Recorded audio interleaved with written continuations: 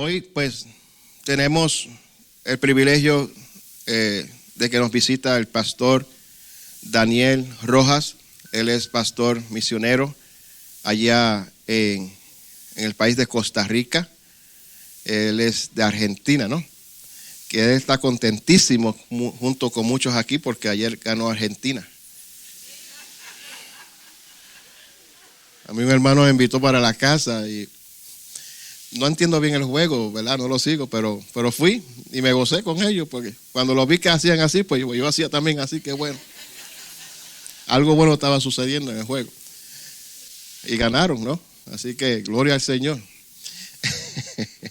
Pero el pastor Daniel Rojas, él estuvo con nosotros en el Men's Café, el último Men's Café que tuvimos.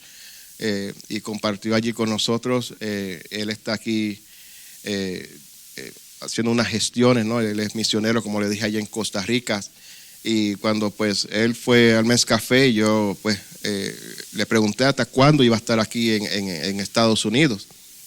Y me dio la fecha y le dije, bueno, yo quisiera que usted nos predicara uno de los domingos, ¿verdad? A nuestra iglesia. Ya que hay una obra linda que el pastor está realizando allá en Costa Rica. Hay unos planes todavía, ¿verdad?, que se están formando con esta iglesia, el Ministerio de Misiones, junto con el pastor Vince, y aquí, ¿verdad?, representación de la iglesia hispana.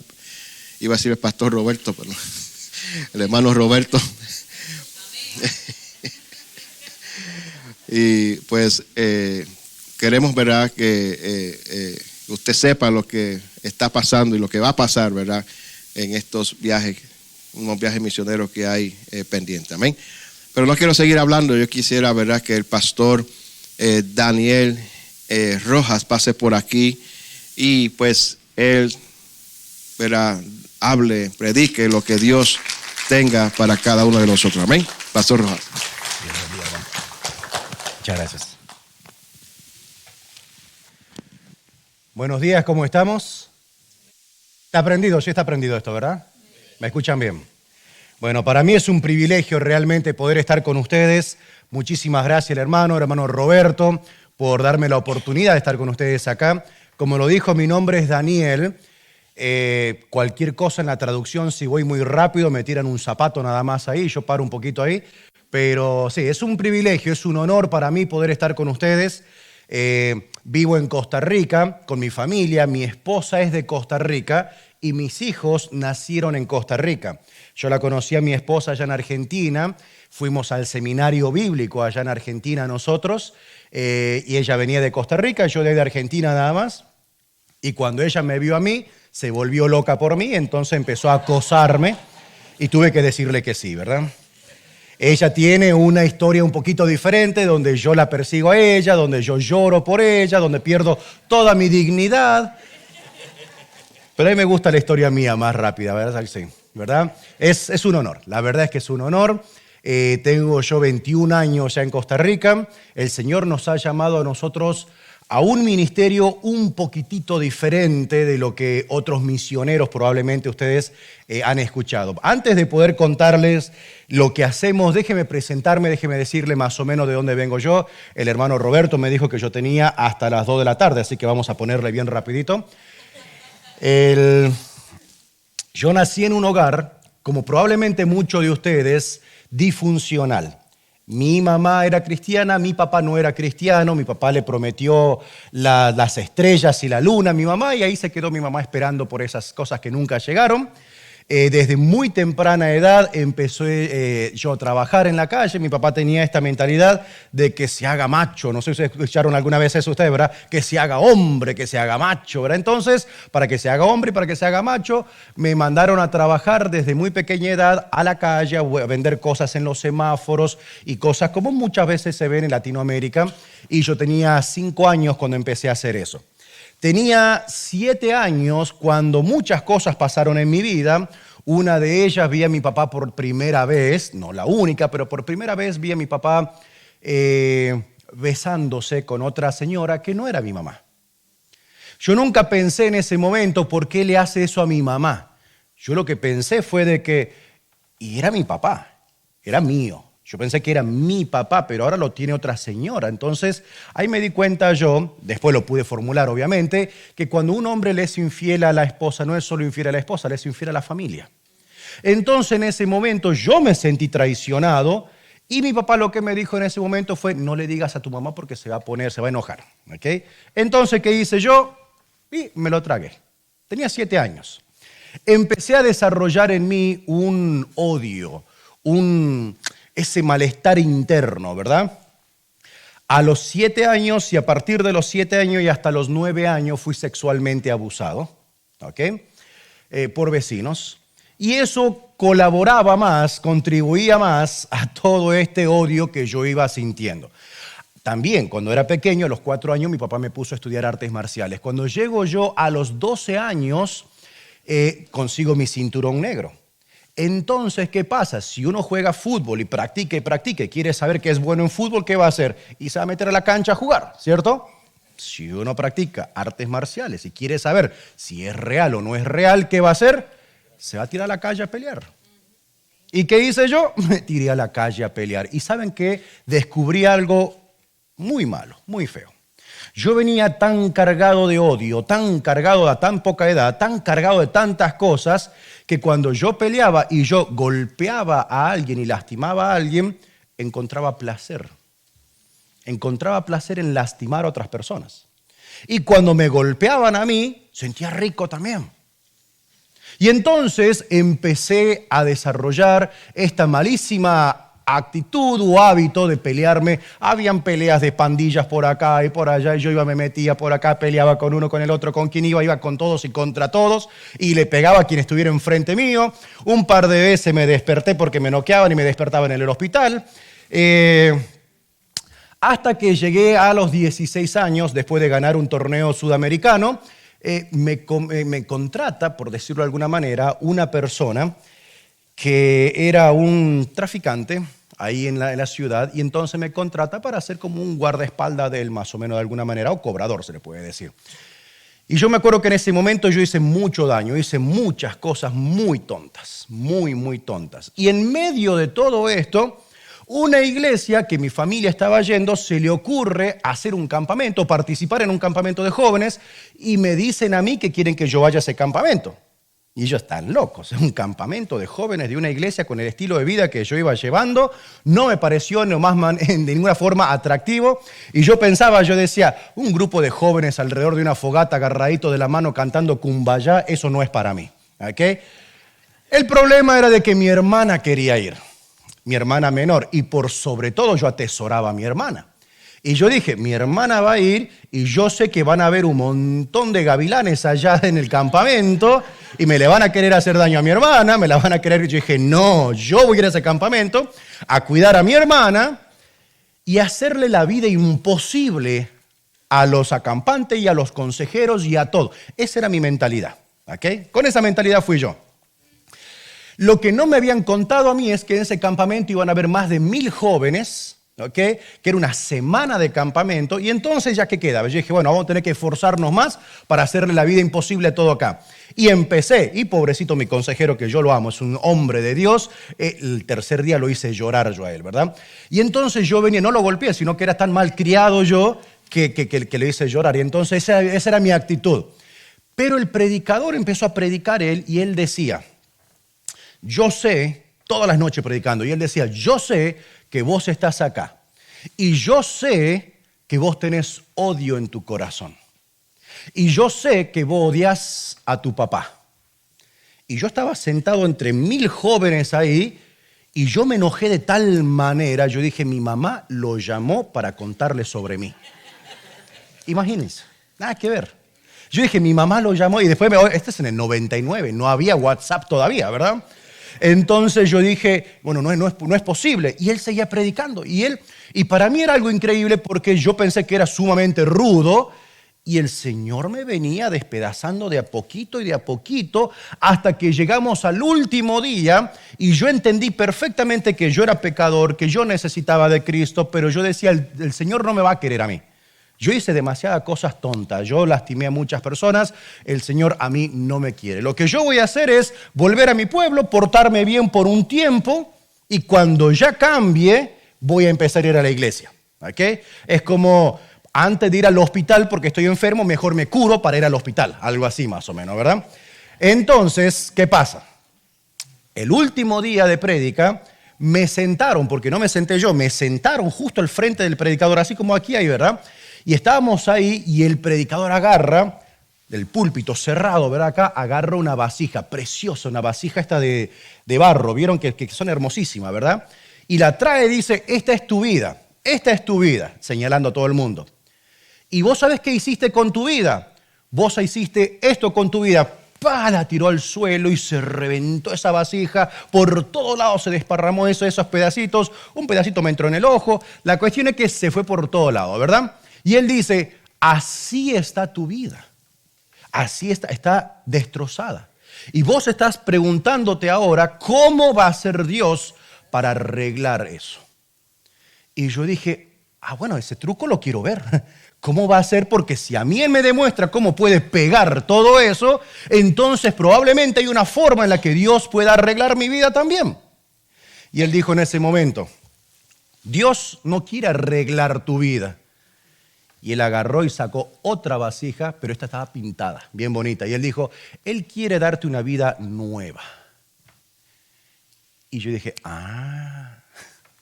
no se trata de arreglar mi vida mala. Se trata de darme una vida en Cristo nueva. Nueva criatura sois, dice. Yo dije, ¿saben qué? Yo quiero recibir a Cristo en mi corazón. Y ese día yo le di mi vida a Cristo, Él entró en mi corazón y tomé una decisión. Y yo dije, ya no quiero lastimar a más personas, yo ahora quiero ayudar a las personas. No sabía de misioneros ni de pastorado, no sabía nada de eso. Pero yo sabía que yo quería ayudar a las personas. Terminé ese campamento, me fui corriendo para mi casa. Cuando volví salí corriendo a contarle a todos mis amigos sobre el cambio que Cristo había hecho en mi vida e inmediatamente me quedé sin amigos. Así de sencillo. Porque así pasa. Uno cree que ahora todo el mundo va a ser como uno. No, el Señor estaba tratando conmigo y llevó un ratico y cuando yo llegué no era el momento de ellos todavía. Entonces me quedé sin amigos, pero yo decidí irme a estudiar al seminario bíblico para prepararme y servir a Dios y ahí fue donde mi esposa empezó a acosarme y todo, ¿verdad? Pero bueno, después de esto, ella estaba en Costa Rica, ella fue a estudiar allá, se volvió para Costa Rica y yo estaba allá en Sudamérica, en Argentina. Entonces yo dije, no, ella no va a sobrevivir sin mí, entonces me fui, no mentira, ¿ok? Y yo me fui desde Argentina hasta Costa Rica, me vine pidiendo ray, como se dice. ¿Okay? Me llevó 3 meses, llegué a Costa Rica. 2 años después de llegar a Costa Rica nos casamos, abrí mi escuela de artes marciales allá, empecé a entrenar a la policía, empezamos a hacer un montón de cosas, empezamos a servir a Dios como misioneros, fundamos iglesias, recibíamos grupos de Estados Unidos que venían a participar en viajes misioneros, empezamos a hacer todo esto y un día estábamos sumamente contentos con nuestro ministerio, estábamos sumamente contentos con nuestra familia, tenemos nosotros gemelos de 12 años, de 16 años y una nena de 11 años. ¿Okay? Y estábamos contentos con todo lo que estábamos haciendo y en un momento con una universidad que vino de aquí de Pensilvania, una universidad cristiana, y estábamos haciendo un campamento para niños en una pequeña isla allá en Costa Rica, en lo que estábamos haciendo las actividades estas se acerca un caballero con 2 niñas gemelitas de 6 añitos y viene y me dice, al tipo de cambio, lo voy a decir porque nuestro dinero es diferente allá, me dice, don Daniel, si me da $100, le vendo a las niñas. ¿Perdón? Sí, si me da $100, le vendo a las niñas, para que haga lo que quiera con ellas. Y yo dije, a mí me gustan las bromas, pero si esto es broma, es una malísima broma. Con eso no se bromea. Y entonces le pregunto yo al pastor con el que estábamos colaborando ahí en la iglesia de ellos, ¿qué está pasando? Y me dice, no, el problema es el siguiente, ese señor es el abuelito de las niñas, él es el proveedor de drogas aquí en la zona, él metió a su propia hija en drogas, quien es la mamá de las niñas, la señora ahora, la mamá de las niñas, está ejerciendo la prostitución allá en la ciudad, el gobierno vino, le quitó las niñas a la mamá y se la dio al abuelito, pero es peor, porque él es el realmente de donde salen todos los problemas. Aparentemente ahora él le debe dinero a una persona y por eso está vendiendo las niñas para poder salir de la deuda. En ese momento yo me quedé, pero obviamente impactado con lo que me estaba diciendo. Imagínense. Entonces yo digo en ese momento, obviamente no voy a comprar a las niñas. Nosotros no compramos niños, obviamente, totalmente ilegal. Entonces empezamos todo un proceso ahí porque una familia de Estados Unidos quería adoptar a estas niñas. Empezamos el proceso de adopción. Me vengo para Estados Unidos yo. En el medio del proceso de adopción me llaman a mí de la misma zona y me dicen, don Daniel, tenemos un problema. ¿Qué pasó? Que el abuelito agarró las niñas, se las llevó a la ciudad y volvió sin las niñas. No sabemos qué pasó. Y lo primero que se me vino a la mente fue, las llevó con la mamá. Llevó las niñas con la mamá y seguramente las dejó ahí y estamos en el proceso de adopción. No es posible. Bueno, llamo a la policía. Acuérdense que yo entreno a la policía. Llamo yo a la policía. Y me dicen unos amigos ahí, bueno, vamos a ir a ver qué pasó. Van, lo arrestan, lo traen. Llamo yo de nuevo desde acá de Estados Unidos y me dicen, Daniel, tenemos un problema grande. ¿Qué fue lo que pasó? El abuelo de las niñas las vendió a las niñas. Pero no solo las vendió, sino que las vendió a un grupo criminal en el norte del país que ya tienen antecedentes para tráfico de órganos. Tráfico de órganos. Ustedes se podrán imaginar cómo se derrumbó mi realidad en ese momento. No tuve mucho tiempo para poder digerir lo que estaba escuchando. Me fui de una vez a Costa Rica. Me dicen, si no las rescatamos a las niñas en 48 horas, va a ser muy tarde. Como yo entreno a la policía, me dieron permiso para poder participar en la redada, en la operación, en el operativo para poder rescatar a las niñas. Y cuando llego yo, si bien no tengo la jurisdicción para ir y partear la puerta y entrar yo a hacer todo, yo me quedo ahí en el límite afuerita y ellos rescatan a las niñas. Entonces llegamos yo y gracias a Dios las niñas estaban con vida. Gracias a Dios y logramos rescatarla, lo cual fue una bendición increíble. Viene la trabajadora social de lo que sería el programa de protección de niños, más o menos por decirlo así. Y entonces ella, que es la encargada de velar, la parte del gobierno que es la encargada de velar por la niñez, ¿verdad? Agarra y yo le pregunto, ¿dónde van a llevar las niñas? Porque me gustaría estar en contacto con ellas para poder traerles algo. Obviamente toda la adopción se canceló, pero me gustaría estar en contacto con ellas. Me dice, las niñas van a volver con el abuelo. Es una broma, ¿verdad? O sea, por favor.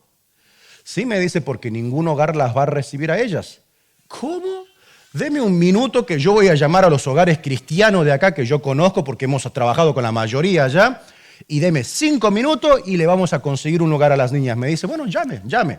Empiezo a llamar y yo estaba sumamente contento. Le digo, vea, rescatamos a una niña de tráfico infantil y ya le cuento toda la historia y la quieren mandar con el abuelito.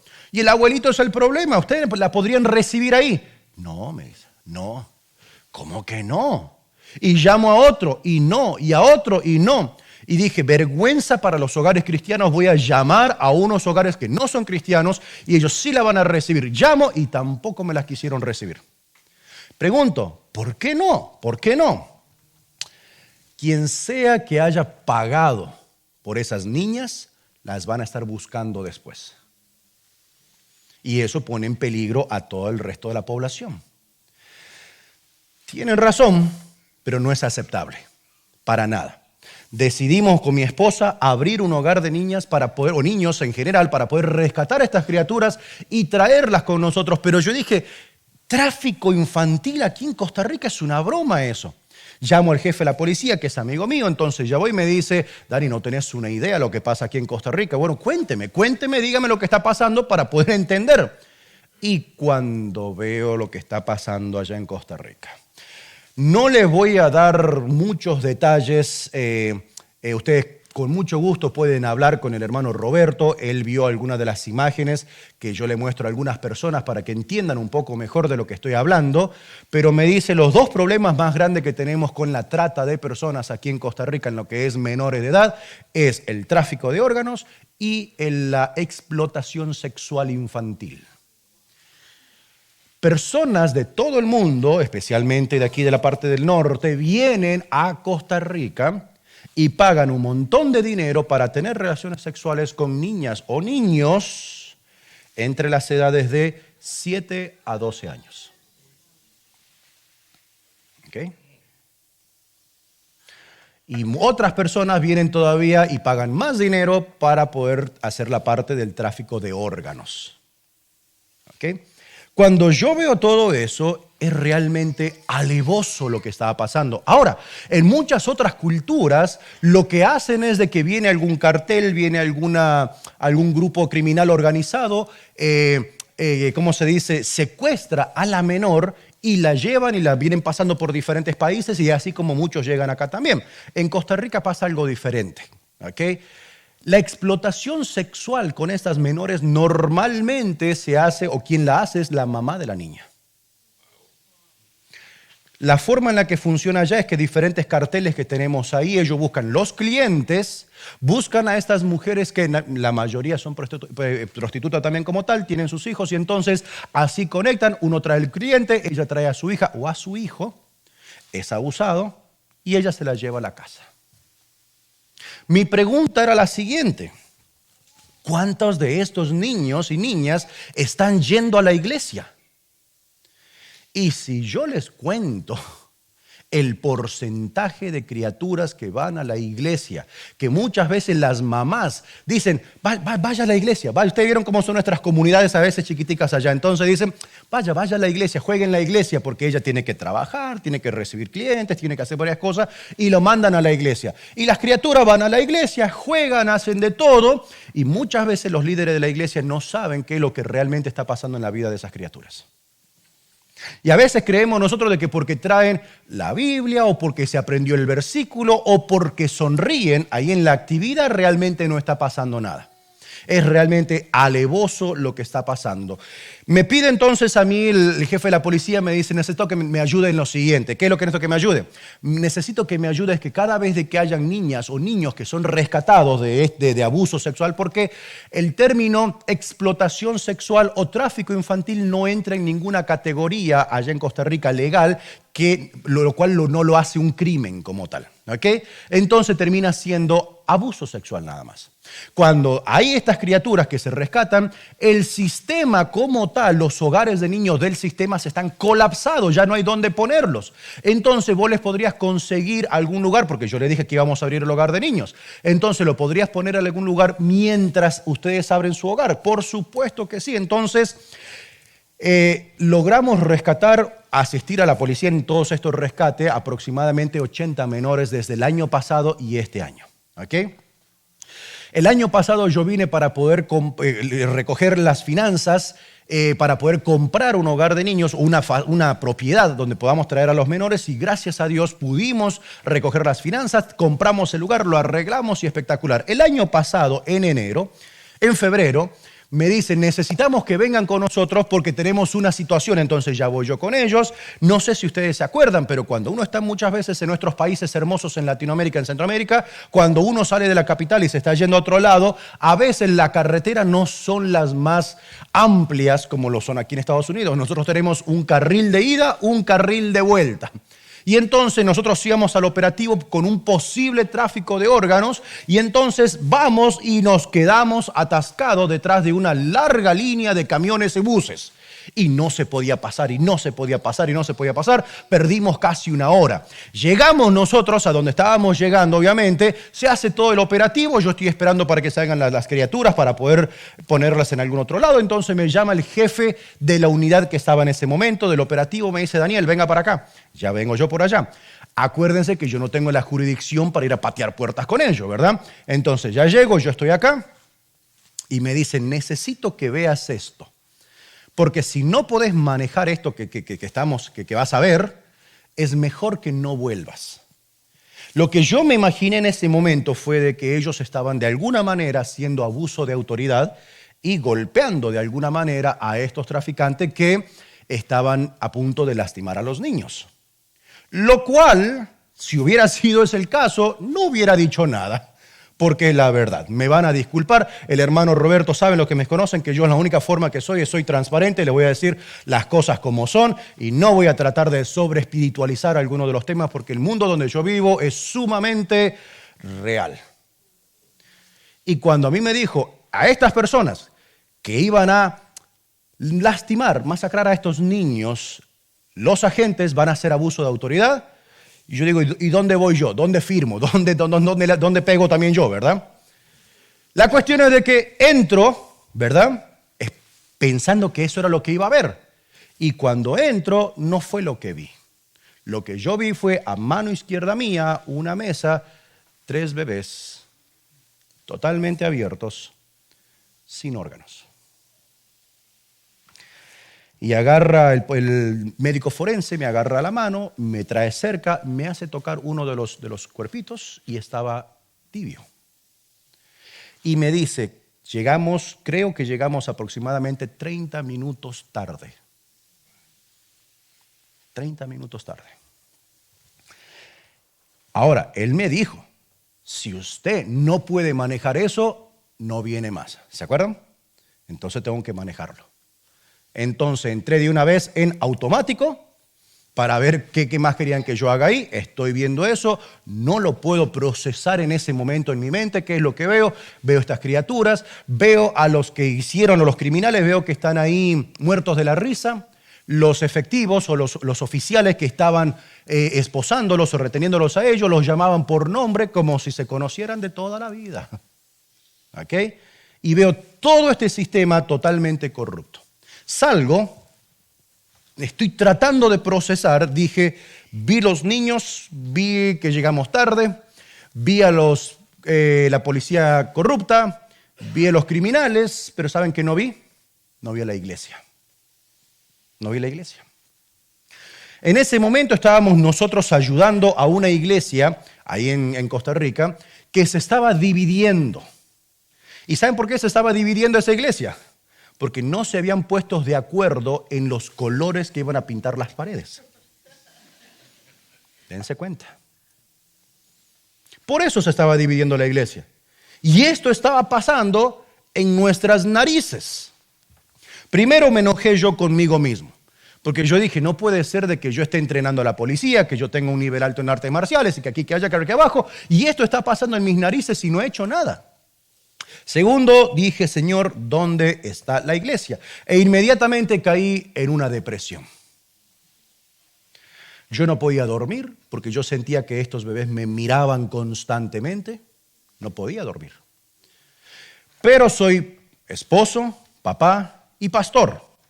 Entonces ahí es cuando uno entra en automático de nuevo, porque mis hijos no tienen que llevar la carga de lo que yo estoy viviendo, jamás. Mi esposa, yo no puedo traer eso, ni siquiera podía mencionarle a mi esposa para no cargarla a ella con algo que ella no tenía que llevar. La iglesia tampoco. Entonces entro en automático donde agarraba mi Biblia, la leía y no recibía ninguna palabra del Señor. Oraba y no llegaba ni siquiera al amén para poder terminar mis oraciones.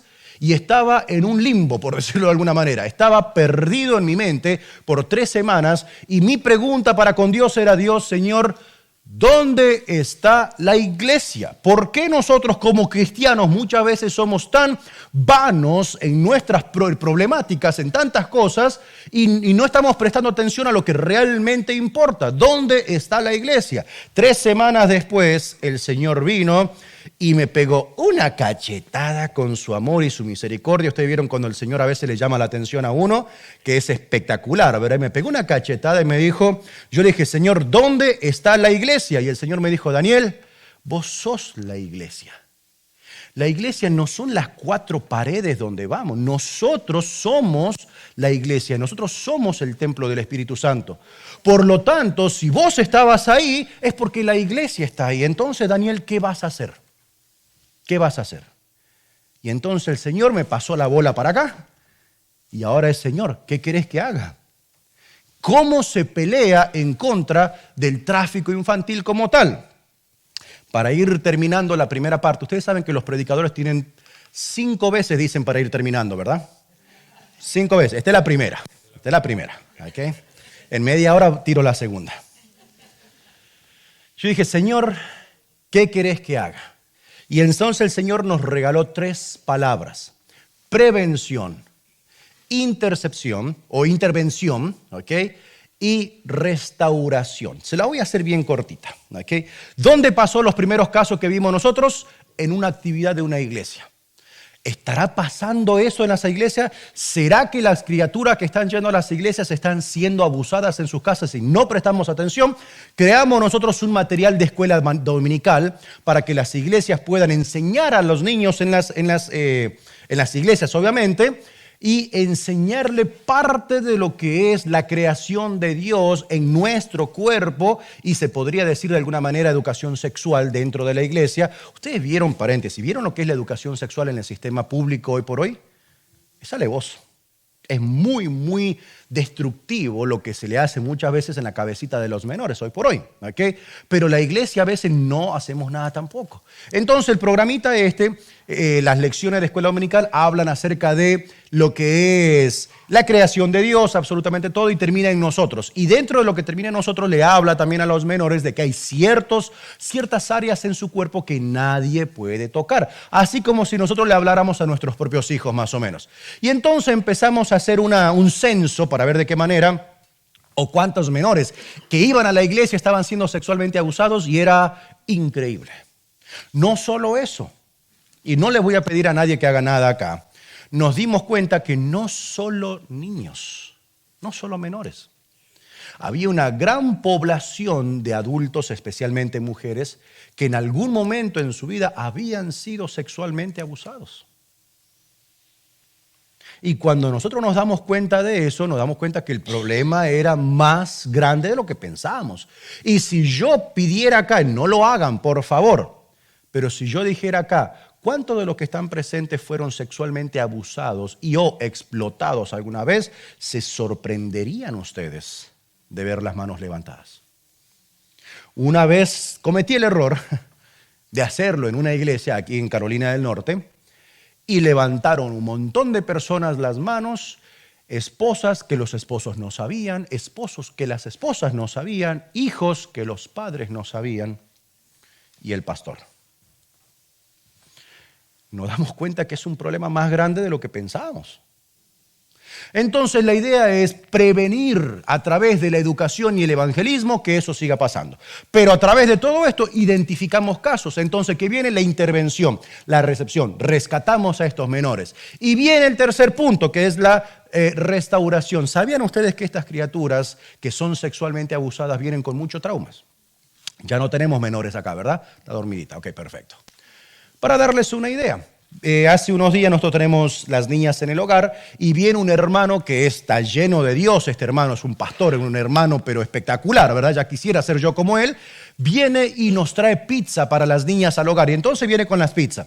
Y las niñas, imagínense, aquí no le gustan las pizzas, obviamente, salen corriendo las niñas por las pizzas, ¿verdad? Y en lo que llega, una de ellas llega bien cerca y se paraliza, se queda quieta y empieza a temblar y se orina. ¿Y qué fue lo que pasó? Que el hermano estaba usando una colonia que era la misma colonia que usaba la persona que la abusaba a ella. ¿Se dan cuenta? Tenemos nosotros en este momento, y estamos batallando con alguna de estas princesitas, que tenemos niñas con HIV, porque a través de estos abusos contrajeron enfermedades de transmisión sexual. Tenemos niñas, una criaturita preciosa que tiene 4 añitos, que tiene una colonostomía. O sea que ella tiene una bolsita colgando, ¿ok? Porque la destrozaron. 4 añitos. ¿Se dan cuenta? A veces hay personas que dicen, el hermano Daniel tiene un ministerio hermoso. Yo digo, no, es horrible. El ministerio nuestro no es hermoso. Ya quisiera yo que no exista ese ministerio, que no exista la necesidad para algo así. Pero al haber semejante necesidad, nosotros no estamos haciendo lo suficiente. Y a veces dejamos todo el trabajo en un sistema gubernamental que no hace lo suficiente. ¿Por qué? Porque primero, cuando estas menores van a un hogar o a un orfanato, como le dicen, a mí no me gusta esa palabra, pero van a un hogar para menores, lo que van a recibir ahí es comida, un techo sobre la cabeza, ropita. ¿Y qué pasa a los 18 años? ¿Quién sabe? O botan para la calle. ¿A dónde van? Vuelven a la prostitución, vida criminal, droga, adicción y tantas otras cosas más. Entonces, ¿qué celebramos nosotros? Decir, sí, yo tengo un hogar que tenemos tantos niños, y después esas criaturas vuelven a la calle. ¿Qué vamos a celebrar? No se ganó nada. A veces se dice, ¿verdad? Lo que hacemos nosotros es que le enseñamos un trade, ¿verdad? Les enseñamos un oficio antes de los 18. Y yo le digo, ¿usted vio cómo está el mundo allá afuera? ¿Usted cree que con un oficio a los 18 años va a salir por su cuenta a buscar casa, a buscar algo? No. El primer día, ¿no? ¿Cuál primer día? Desde antes que va a salir ya está esa criatura desesperada. Y ahí es donde saben muchas veces los traficantes de que vienen niñas y niños saliendo de estos hogares y los empiezan a reclutar antes de tiempo. Y muchos hogares, lamentablemente, se convierten en proveedores de menores. Me llama hace unos meses a mí un político ahí en Costa Rica, ¿ok? Y me dice, yo escuché que ustedes tienen niñas que han rescatado de la explotación sexual y que aquí, que allá, que abajo, y que ustedes necesitan dinero. Sí, le digo yo. ¿Qué tiene en mente? Yo le puedo dar todo el dinero que ustedes necesitan. Yo solo necesito, me dice, que me den 2 niñas por año. Pero no se equivoquen, no es para mí. Es para un amigo que tiene unos gustos ahí medio raros. Y yo dije, jamás, obviamente no. Primero, ¿de dónde sacó mi número? Para empezar. Segundo, no, nosotros estamos rescatando a estas niñas de eso, ¿verdad? La cuestión es que cuando estas niñas vienen con nosotros en la parte de restauración restauramos, el Espíritu Santo restaura la vida de ellas a través de lo que es la rehabilitación emocional y la reinserción social. Cuando ellas llegan a los 18, no se van a ningún lado. ¿A dónde van? Nuestra meta es porque tampoco están muy atrás en la parte académica ellas. Entonces, la meta es que a los 18 termine colegio. ¿Para qué? Para que después de los 18 vaya a la universidad.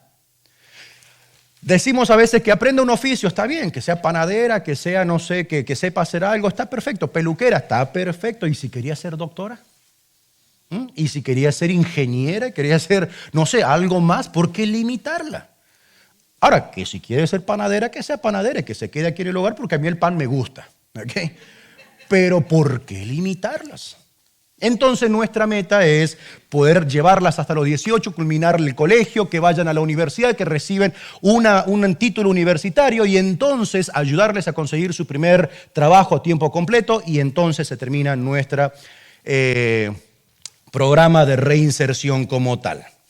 ¿Alguna vez ustedes han recibido mala noticia? ¿Verdad que sí? Qué pregunta, ¿verdad? Constantemente recibimos malas noticias nosotros. Déjenme contarles a ustedes sobre una mala noticia que hemos recibido nosotros y lo vamos a ver también en la palabra de Dios.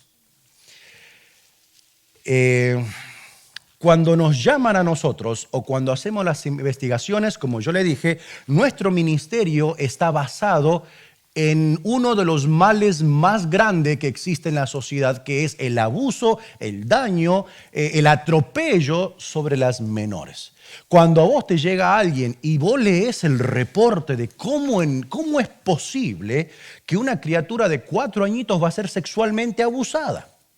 Cuando vos ves, y gracias a Dios, a veces llegamos temprano para poder rescatar menores que están siendo entonces les rescatamos. Pero eso deja obviamente una línea de consecuencias físicas y un montón de cosas, ¿verdad?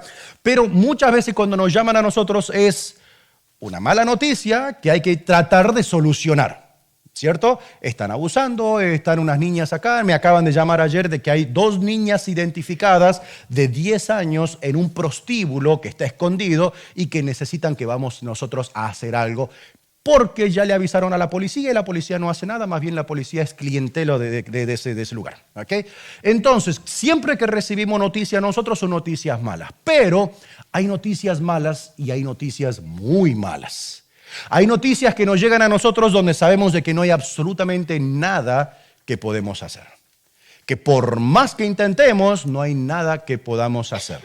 Y eso fue lo que le pasó en Segunda de Crónicas al rey Josafat. Acompáñenme por favor rapidito, no vamos a leer todo el capítulo porque se nos va a ir el tiempo a nosotros y ya nos quedan solamente 1 hora y media. Bien rapidito les quiero compartir yo a ustedes estos versículos acá. En el capítulo 20 de segunda libro a Corintios, Crónicas, ¿okay? Segundo libro de Crónicas.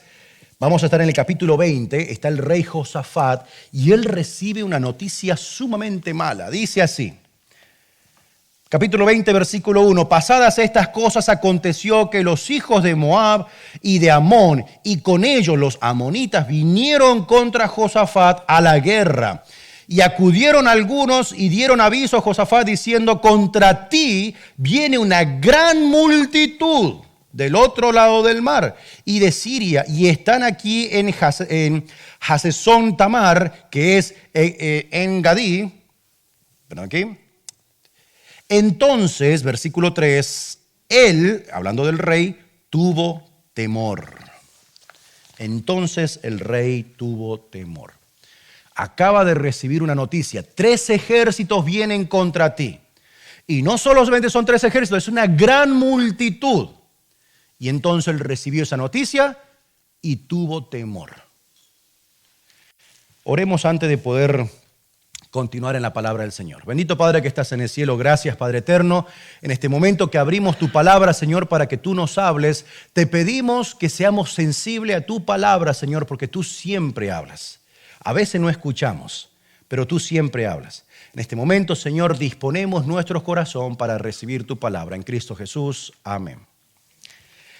Está el rey ahí y acaba de recibir esta noticia de que una multitud viene no a conversar, vienen a matarle, a él y a todas las personas. Entonces, él se asusta y él tiene temor. Y entre ese temor que él tiene, ¿qué es lo que hace él en ese momento? Él acude a Dios. No vamos a leer todos los versículos acá, pero si ustedes les gusta leer en otro momento, se van a dar cuenta que él lo que hace a partir del versículo 5, entonces, el versículo 6, y dijo Jehová, Dios de nuestros padres, ¿no eres tú el Dios en los cielos y en la tierra y tiene el dominio? Y él continúa hablando y diciendo, ¿no era de que vos eras todopoderoso?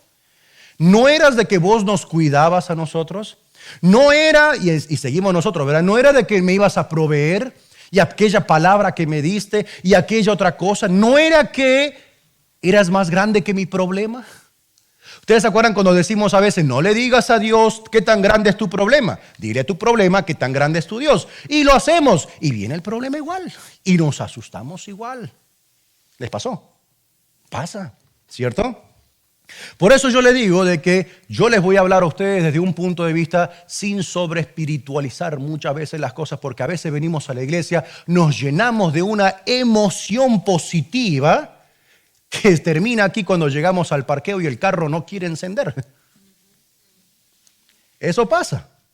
Entonces tenemos que vivir nosotros en la realidad y entender que Dios es soberano por sobre todas las cosas, aun cuando las cosas salen mal.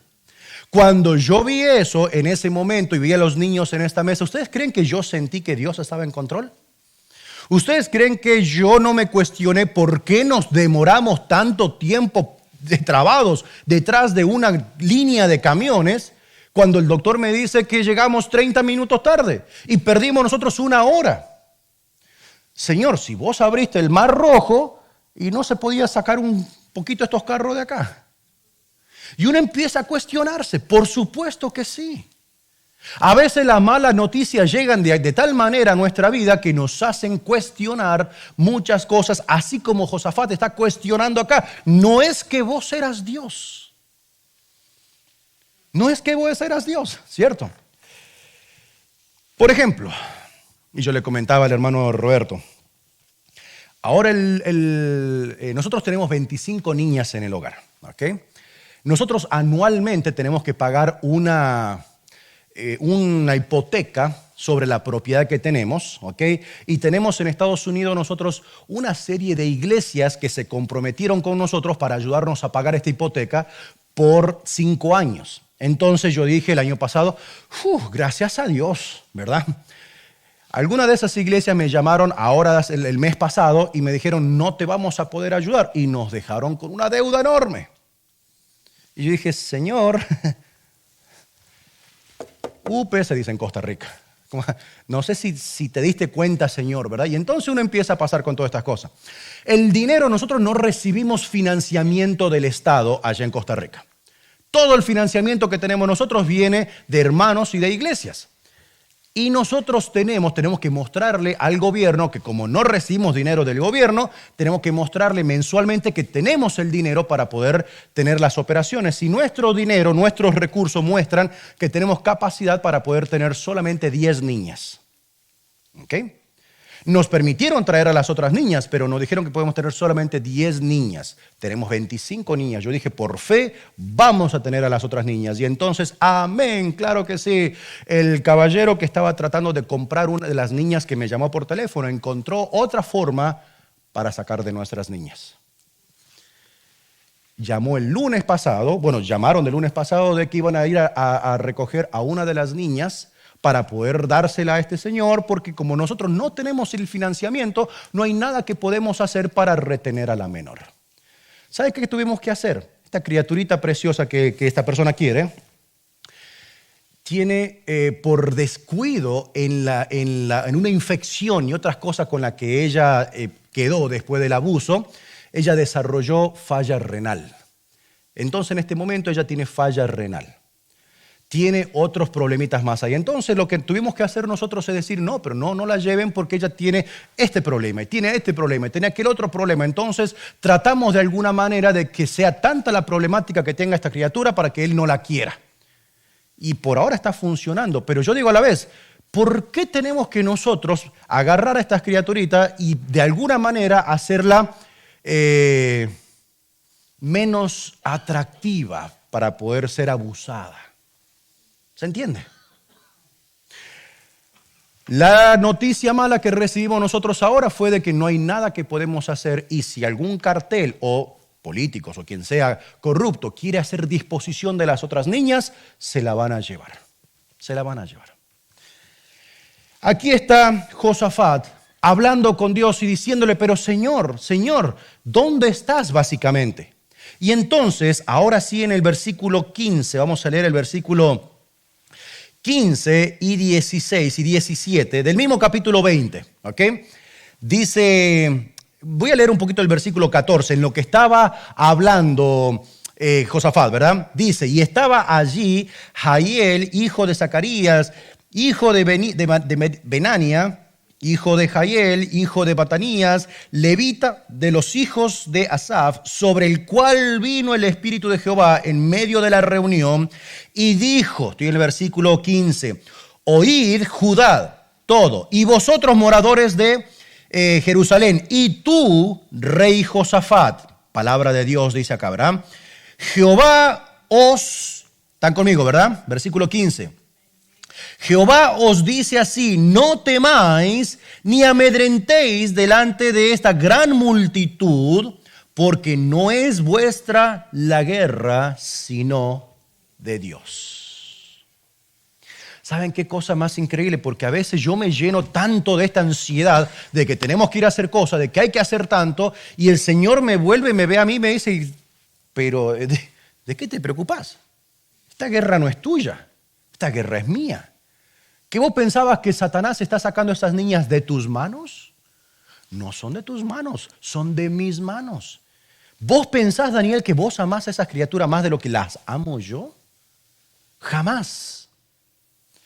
A veces en mi necedad, por decirlo de alguna manera, yo quiero ir ya. Estas niñas que hay que ir a rescatar. Y hay tantas cosas por hacer, entonces yo me entero y digo, ok, voy, hay que ir. Señor, sígame. Señor, sígame. ¿Se dan cuenta? Uno dice, qué imprudencia. ¿Cómo que Señor, sígame? Como si el Señor me va a seguir a mí, a donde yo lo guíe a Él. Imagínense. Señor dice, no, yo la aviso, yo soy el que te avisé. Vos sos, Daniel, un instrumento en lo que yo estoy haciendo porque la batalla es mía, no es tuya. Y no solo eso, sino vea lo que continúa diciéndole aquí al rey Josafat, versículo 16. Mañana, le dijo que no era tuya la batalla, no te asustes, la batalla no es tuya. 16, mañana descenderéis contra ellos, aquí que ellos subirán por la cuesta de Cis y lo hallaréis junto al arroyo antes del desierto de Jeruel. No habrá para que peleéis vosotros en este caso. Le dice, ok, mañana van a ir hasta allá, van a llegar allá y no van a pelear. Y uno dice, ok, ¿y para qué voy a ir entonces? Si me está llamando para que vaya allá a la batalla y no voy a pelear, entonces ¿para qué me está llamando? Sencillo, sigamos leyendo, ¿ok? Versículo, estábamos en él, dice 17, ¿verdad? Mañana descenderéis contra ellos, he aquí que ellos subirán por la cuesta de Cis, y allá, 17, no habrá para que peleéis vosotros en este caso. Paraos, estad quietos y ved la salvación de Jehová con vosotros. Lleguen. Y lo que yo quiero que ustedes sean testigos de lo que Dios es capaz de hacer. De lo que Dios es capaz de hacer, no de lo que ustedes son capaces de hacer, de lo que Dios es capaz de hacer. ¿Saben? Cuando yo leí eso, a mí me dio a la vez una paz, porque en realidad no hay mucho que podamos hacer nosotros contra todo lo que está pasando. Y el Señor dice, es mi batalla y vos sos un instrumento en mis manos para transformar la vida de estas niñas que se rescatan. ¿Y qué es lo que tengo que hacer, Señor? Es sencillo. ¿Qué? Sea obediente a lo que yo le digo. La batalla es mía y usted tiene que ser obediente a lo que yo le digo. Y cuando usted es obediente a lo que el Señor le llama a hacer, lo que vamos a terminar haciendo es dándonos cuenta que estamos en una pelea en la cual no podemos pelear, y el Señor no nos llamó a pelear, nos llamó a ver sus maravillas. Solamente sus maravillas. No sé cuál fue esa mala noticia que vos recibiste y el Señor te dice, no es tuya la pelea, es mía. Yo quiero que seas obediente y que seas parte de lo que yo estoy haciendo, dice el Señor. Cuando yo veo, y le estaba mostrando al hermano hace rato, tenemos videos grabados nosotros. No podemos nosotros poner en redes sociales ni nada de esto por la seguridad de las niñas. No podemos poner sus rostros, absolutamente nada. Pero cuando veo yo ahí estas criaturas que las sacamos de la explotación sexual y ahora están con nosotros jugando como niñas que son, es espectacular.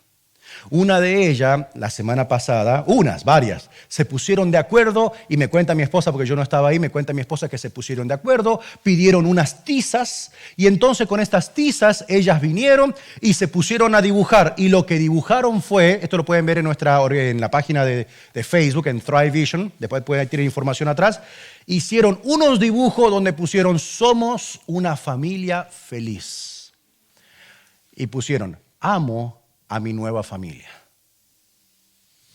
Cuando uno ve eso, uno se da cuenta de que uno es parte de algo tan grande que solo Dios lo puede hacer. Ese es nuestro ministerio. Nuestro ministerio es rescatar menores de la explotación sexual y del tráfico de órganos, pero no podemos hacerlo solos. Esa es la verdad. No podemos hacerlo solo. Nosotros necesitamos de la oración de ustedes. Necesitamos que oren por nosotros. Hay gente que dice, y no es peligroso. Hace unos años atrás mi familia entera fue secuestrada. Mi familia entera fue secuestrada con armas, golpearon. Yo estaba aquí en Estados Unidos. Y el mensaje que dieron fue, dígale que deje de intervenir en nuestros negocios. Este es el primer aviso. Con mi familia nos agarramos de la mano cuando yo volví, porque yo quise ir a hacer algún daño allá, pero mi esposa no me permitió. ¿Okay? Y yo tenía otras intenciones cuando yo volví a Costa Rica. Mi esposa me dijo, si usted va y hace esas cosas, Satanás gana. Satanás gana.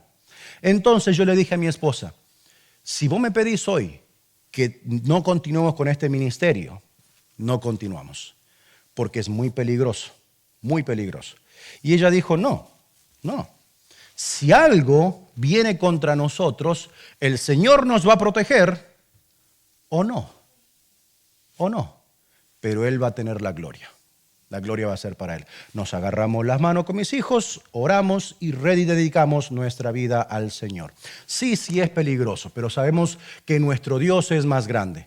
Aún así no podemos hacerlo solo, necesitamos de la ayuda de ustedes. Necesitamos que ustedes oren por nosotros, oren por seguridad, oren para que podamos rescatar a más niñas, pero por sobre todo para que oren por nuestras finanzas también.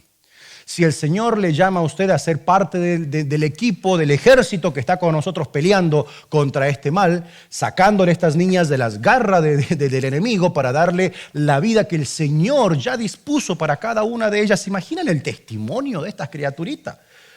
Y yo estaba allá y el Señor me rescató. Es espectacular.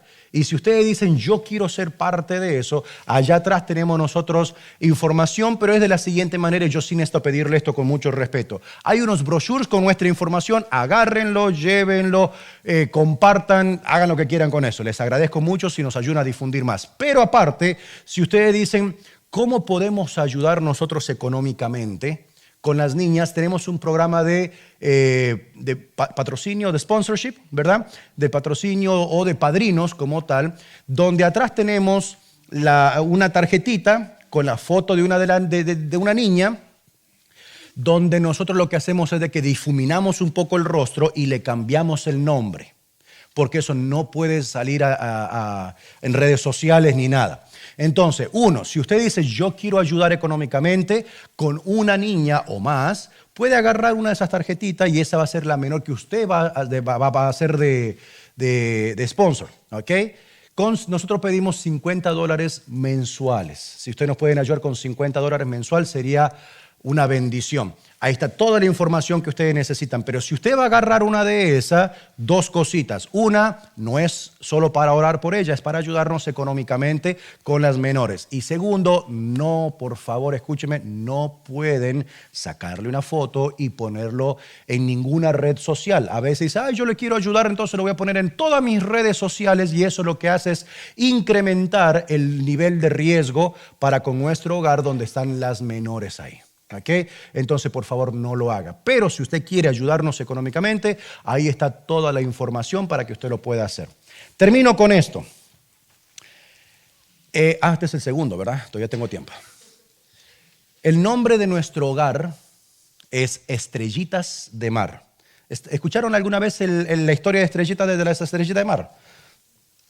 Había una vez un hombre que estaba caminando en la playa y de repente vio miles de estrellitas de mar en la playa.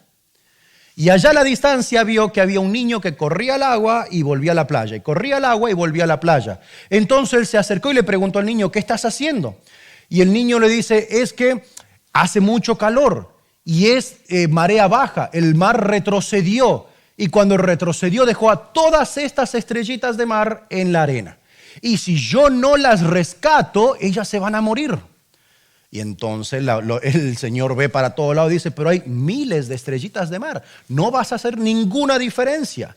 Y el menor agarra una, se va corriendo al agua, la pone en el agua y vuelve y le dice, hice la diferencia en esa. Probablemente nosotros no podamos rescatar a todas las niñas, a todos los niños. Probablemente no podamos. Pero sí podemos rescatar una a la vez y podemos hacer la diferencia en cada una de estas niñas que rescatamos. Y ustedes nos pueden ayudar, ustedes pueden ser parte de la respuesta de Dios para hacer la diferencia en estos niños. Muchísimas gracias, Dios les bendiga. Y acuérdense, cuando viene alguna mala noticia de camino, es la batalla del Señor y Él es quien está encargado. Amén. Dios les bendiga, muchísimas gracias, hermanos.